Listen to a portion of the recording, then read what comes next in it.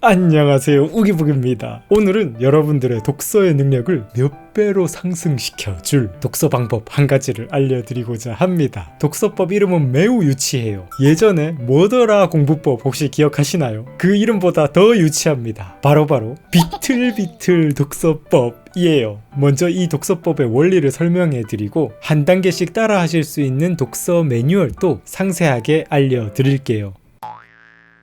제가 언제나 가슴속에 품고 있는 독서 철학 한 가지가 있습니다. 책 고르기가 독서의 8할이다 라는 말이에요. 독서의 재미, 능률, 몰입 이런 모든 것에서 책 고르기의 중요성이 8할을 차지합니다. 책 고르기를 실패한다? 그러면 독서의 80%는 실패한다고 생각해도 과언이 아닙니다. 우리 뇌는 매우 똑똑한 존재라서요. 재미도 없고 능률도 떨어지는 일을 절대로 오래 하지 않으려고 해요. 내가 어떻게든 끈기와 도끼를 가지고 열정적으로 읽으려고 시도를 해도 아주 잠깐 버티는 건 가능하지만 이 독서라는 활동을 오랫동안 이어갈 수 없습니다. 그리고 이렇게 오래 할 수 없으면 당연히 독서를 통해서 얻는 성과도 적어질 수밖에 없겠죠. 자, 그러면 책 선별을 어떻게 하면 잘할 수 있을까요? 사실 이 문제는 너무너무 개인적인 문제여서요. 제가 어떻게 해드릴 수 있는 문제가 아니죠. 각자의 관심사가 다르고 읽는 수준도 다르기 때문에 책 선별에 있어서는 객관적인 해답이 나올 수가 없습니다. 하지만 많은 사람들이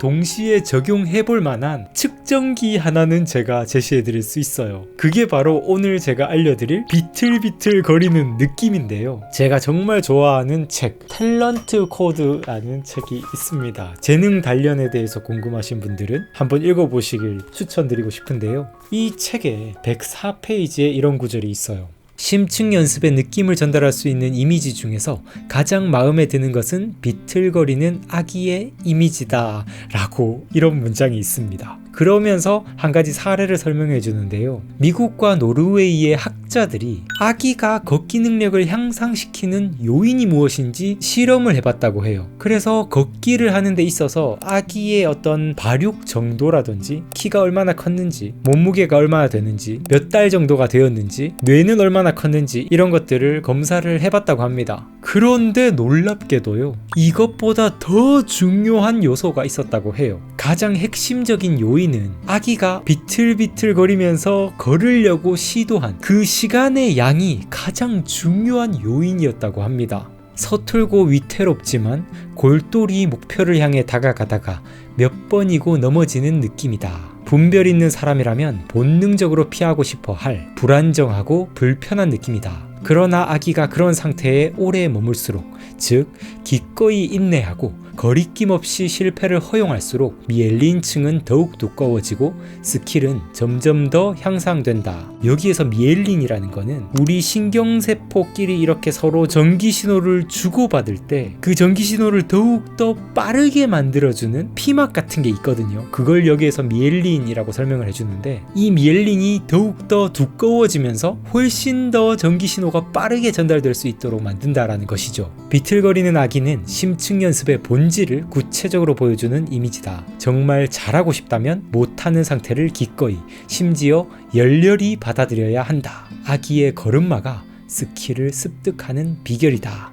라고 이런 구절이 있습니다. 자, 여기서 이렇게 아기들의 비틀거리는 모습을 잘 생각해 볼 필요가 있어요. 이 비틀거림은 자유롭게 걷거나 뛰지는 못하지만 그래도 넘어지지 않고 앞으로 나아가는 모습을 보여주죠. 이 비틀거림 속에서 뇌와 아기의 이 운동신경이 가장 폭발적으로 연결되는 그런 폭발적인 성장이 일어나는 거예요. 그리고 우리가 찾아야 할 책도요, 이 비틀거리는 느낌을 주는 책입니다.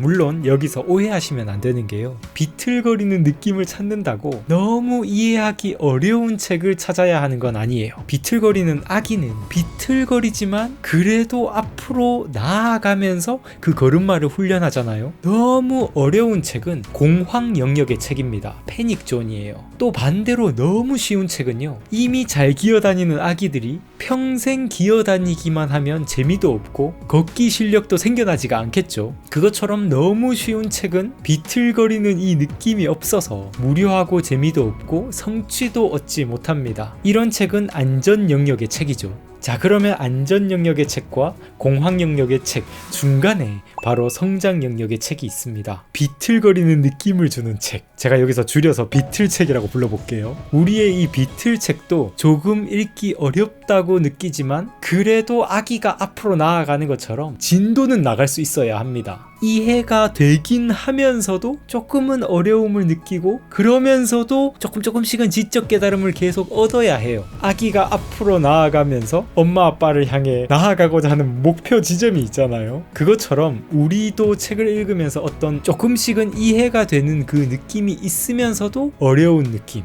그런 느낌을 주는 책이 바로 성장 영역의 책입니다. 혹시 우리 우구님들 그동안 책을 선별을 하려고 할 때 남들이 추천했다고 요즘 핫한 베스트셀러라고 어느 대학 필독서라고 해서 읽으려고 하셨던 적 있나요? 제가 여러분들께 추천해드렸다고 이런 책은 무조건 다 읽어야지 이렇게 접근을 하셨던 적이 있나요? 물론 이런 추천서를 읽는 것도 우리의 독서 성장에 도움이 될 수 있습니다. 하지만 이런 독서가 메인이 되면 안 되는 거예요. 이런 독서에는 나의 수준과 나의 관심사가 반영이 되지 않았고 비틀거리는 느낌을 제공할 확률이 떨어지기 때문에 비틀책과는 거리가 멀 수 있습니다. 그래서 이런 추천서를 읽는 독서, 베스트셀러를 읽는 독서는 그냥 가끔 기분 전환과 힐링을 위해서 먹는 인스턴트처럼 한 번씩 요즘은 어떤 게 유행인가, 이 사람은 어떤 책을 읽고 있는가 하면서 가끔씩 읽어보시면 됩니다.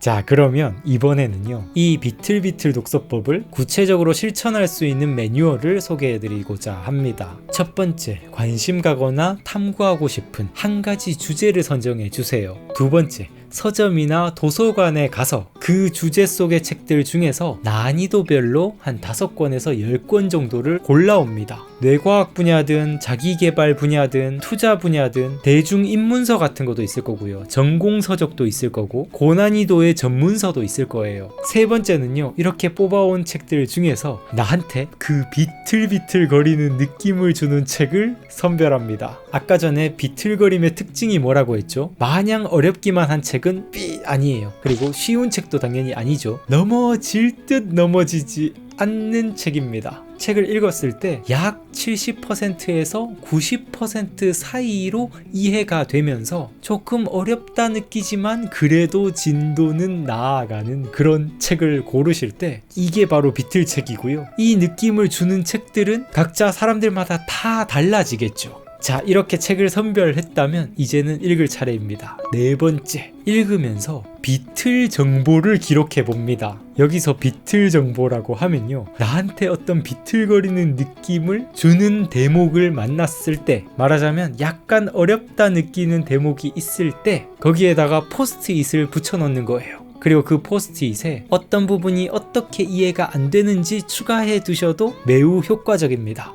다섯 번째, 그렇게 책 한 권을 완독했을 때 곳곳에 포스트잇이 붙어 있을 겁니다. 그 부분만 따로 보면서 책을 다 읽고 난 다음에도 그 부분이 아직도 비틀거리는 느낌을 주는지 한번 확인을 해보는 거예요. 그리고 중요하다 느껴지는 부분이 있다면 그 부분만 따로 노트에다가 발췌해서 나만의 지식 카드를 만들어 보시길 바랍니다. 자, 이렇게 제가 5단계의 독서법을 알려드렸어요. 이렇게 여러분들이 독서를 하시고 나면요, 제가 장담해서 말씀을 드리는데요, 이 책이 더 이상 비틀책이 아니게 됩니다. 그리고 더 나아가서는 이 책과 비슷한 내용과 비슷한 수준의 책들이요, 약 10권이 있다면 그 10권 중에 3권은 더 이상 비틀책이 아니게 돼요. 내 지적 수준이 한 단계 성장하는 것입니다. 저는 이런 방식으로 그동안 비틀비틀 독서법을 계속 실천을 하고 있었고요. 이런 식으로 저한테 비틀거리는 느낌을 주는 책을 자꾸 찾아다니면서 독서를 하다 보니까 옛날에 읽었던 비틀 책들이 이제는 너무너무 쉽게 여겨지는 그런 정말 기적 같은 일이 벌어지더라고요. 우리 우구님들도 꼭 실천해 보셨으면 좋겠습니다.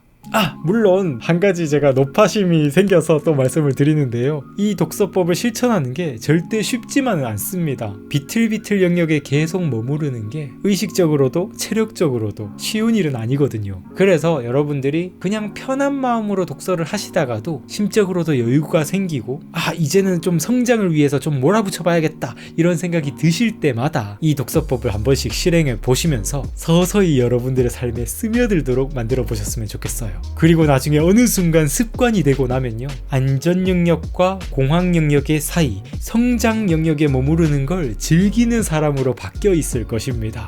제가 최고의 나를 꺼내라 라는 제가 좋아하는 책이 있는데, 그 책에서 제가 좋아하는 구절이 있습니다. 그걸 읽어드리면서 오늘 영상을 마치도록 할게요. 우리는 저항을 우리가 나아갈 바를 알려주는 나침반으로 사용할 수 있다. 우리는 저항을 우리의 길잡이로 이용할 수 있다. 저항이 있는 곳에 우리가 어떻게 해서든 꼭 이루어야 하는 우리의 진정한 소명과 임무가 있다. 저항에 관한 제1법칙은 이렇다.